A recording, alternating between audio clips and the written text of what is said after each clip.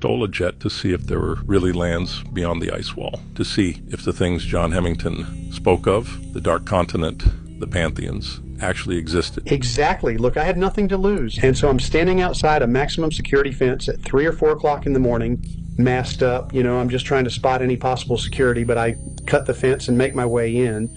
And as I shattered the glass to get into the building, this alarm just starts blaring. And I'm thinking, hell, if there wasn't security on shift yet, they're definitely on their way now, right? And so I'm just sprinting down the hall, hearts racing, until I find the aerial control department. And I just grab the first badge I see off the aircraft key card repository. And as I sprint back out to the flight line to get on one of these jets, I see the facility's security personnel just flushing the place. And I mean, I've got good distance, but they're on my tail. And so as I jump inside a jet and start initializing the engine, I'm seeing security literally just sprint head on in my direction. But I mean, look, I wasn't stopping. I was in too deep at this point. Where it really had gotten out of control, right, was as I start to take off down the airstrip, I see one of the other jets behind me start to rev up.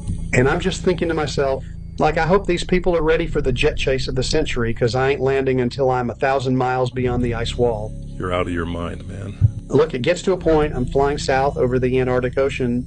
I've got 2 or 3 of these other jets behind me. They're kind of radioing me on the traffic control, just threatening me, begging me to land. I'm saying back to them, like, just trust me. You guys don't understand, right? Like, we've been lied to. Trust me, you'll see what's ahead.